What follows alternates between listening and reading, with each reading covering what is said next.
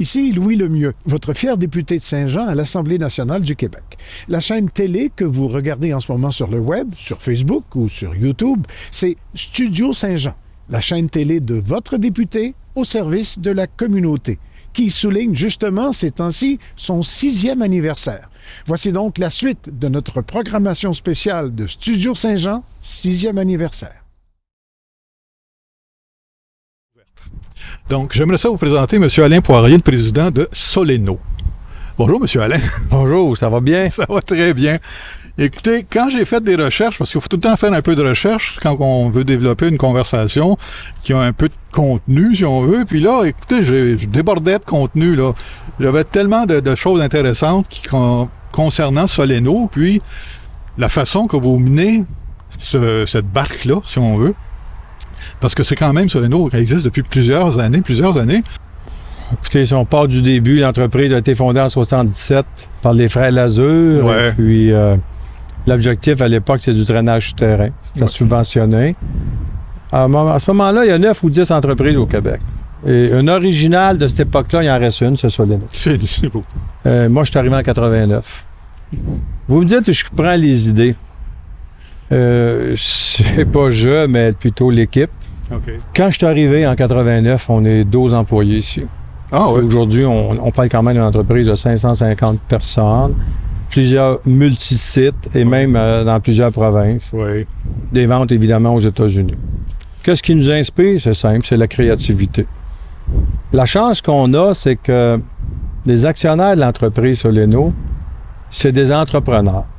C'est pas des financiers purs. Ah, OK. Ce qui fait que quand il y a le temps de dépenser pour essayer un projet ou oser faire quelque chose de différent, j'ai souvent l'aval de mon équipe de conseil d'administration, évidemment, parce qu'il y a un conseil d'administration. On est plusieurs actionnaires. Donc, cette créativité-là venant des entrepreneurs dans l'ensemble des actionnaires, je peux me permettre de la transmettre dans l'équipe des gens, soit l'administration, soit les opérations, soit au marketing.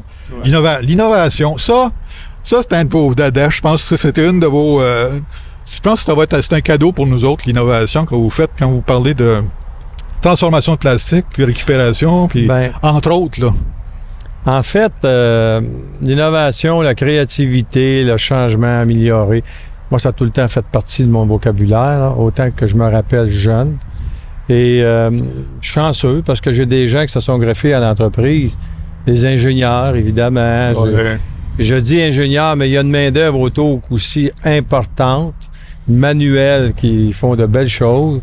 On est une entreprise, là, honnêtement, choyée. Peut-être qu'on fait des bons choix de groupe, là, l'administration ou peu importe. C'est sûr qu'on fait des bons choix parce que... mais Soleno a vraiment une position privilégiée. À nous de bien faire les choses, de faire les bons choix puis de continuer. Puis merci à mon personnel encore une fois, merci à mon conseil d'administration, mes associés, mes actionnaires. Puis, tout ce que je souhaite, c'est que ça donne encore le goût à d'autres de poursuivre. Mais le mât des Patriotes, comment c'est né, puis depuis quand?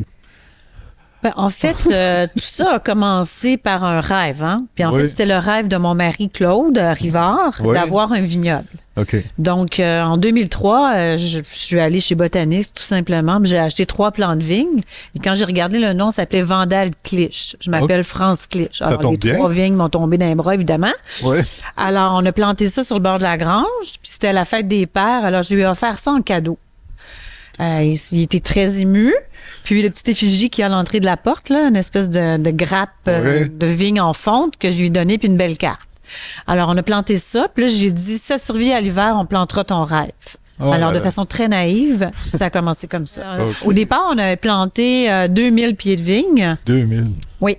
Alors, parce que pour être producteur, il faut avoir minimalement 2000 pieds de vigne pour avoir notre licence de production. OK. Alors, j'ai commencé avec un petit vignoble de 2000 pieds. Aujourd'hui, on en a 25 000. On est passé de 1,8 hectares à 7 hectares de vignes, dont 5 en production là, en ce moment. Fait qu'on est en croissance. Oui. Au départ, on a planté, il y a 15 ans, là, on pensait pas planter des vinifera. Là. Les changements climatiques ont fait une petite révolution, surtout qu'on est dans la zone la plus au sud d'ici, Oui, là, dans oui. dans la vallée sud du Saint-Laurent.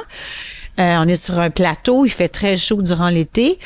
Alors, au départ, c'était des hybrides, donc des vignes qui survivent à notre climat hivernal, sans protection. OK. Et puis, je dirais, depuis 7 ans, on a commencé à planter des vinifera. Donc, on a planté du chardonnay, du pinot noir, on a planté du merlot, du pinot gris. Et là, on est en train d'avoir nos premières récoltes de ces cépages-là.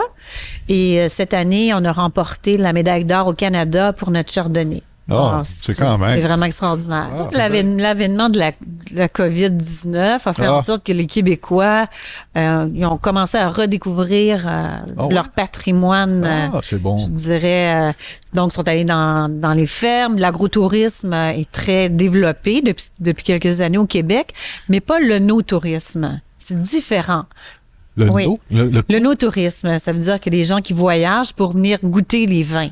Comme nous, on fait quand on va en Europe, par exemple. Ouais. Je dirais qu'en Ontario, c'est très développé, là, quand vous voyez plein d'autobus c'est vrai. qui viennent, c'est ça.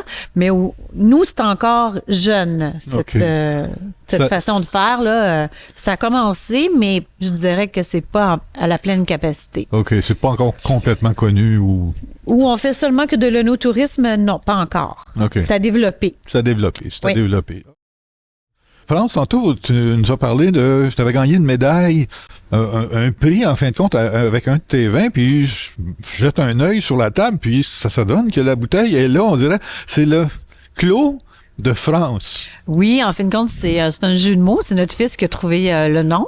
Mon mari s'appelle Claude, je m'appelle France. Alors, c'est le Clos de France. C'est bon. Alors oui, c'est ça. Fait que j'étais tellement contente. Je me cassais la tête pour trouver un nouveau nom, un nouveau produit. Puis cette année, on l'a envoyé notre vin en compétition canadienne. Oui. Puis on s'est mérité la médaille d'or. C'est super. Alors, c'est des juges internationaux qui dégustent les vins à l'aveugle. Oui. On a investi beaucoup de sous dans l'équipement. L'équipement est complètement moderne. Oui. Il provient de la France et de l'Italie. Oh là là. Ouais. OK. Ben, on fabrique pas ça ici. Non, là. c'est ça. Alors, c'est soit européen, soit californien, ou soit italien ou allemand, là aussi. Oui, dépendamment. Parce que la tradition est développée depuis plusieurs centaines d'années, c'est finalement. ça. C'est les pays importants là, qui produisent du matériel pour vinifier. Exact. Longue vie et santé au mât des patriotes. Ouais, merci, vous êtes super gentil. Cheers, santé! Santé tout le monde!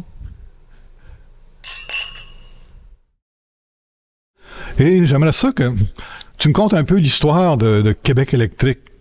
Mais dans le fond, Québec électrique a été fondé en 1975 par mon père Claude Duval. Okay. Et puis, moi, je suis arrivé un an plus tard, dans les années 76. Okay. Un petit modèle de 44 ans. Puis là, à ce moment-là, j'ai gravé les échelons dans la compagnie où, jusqu'à 16 ans, par rapport à l'école, j'ai été faire mon diplôme d'études professionnelles.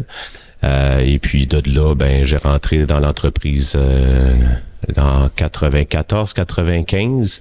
J'ai fait mes 8000 heures. Je suis arrivé électricien. À ce moment-là, rendu électricien, je m'étais dit, c'est pas juste électricien que je veux devenir maître. Et puis là, tranquillement, j'ai repris les rênes de l'entreprise là, en 2002. Tu as gagné le prix, un beau prix, franchement, un bien beau prix, le prix Construire de l'ACQ, l'Association de la construction du Québec, basée à Saint-Jean, là, avec Mme Suzy Bessette. On y fait bonjour en passant. Parle-moi donc un peu de ce cheminement-là. Qu'est-ce qui t'a amené à aller avoir cette reconnaissance-là de l'industrie? On m'a approché parce qu'il y avait plusieurs compagnies qui étaient en lice. Ouais. Et puis après ça, il y a eu à l'intérieur du comité de l'ACQ, il y a eu des sélections où là, il y a 3 compagnies qui ont sorti, dont la mienne, Québec électrique.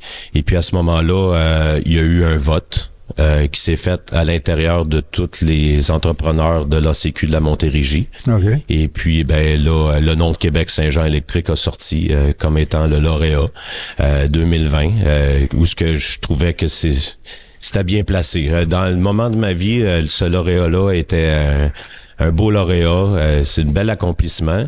Et puis d'ailleurs, ce prix-là, c'est aussi sur la construction, sur la qualité de la construction, mais aussi sur l'implication de l'individu et de l'entreprise au sein de sa région.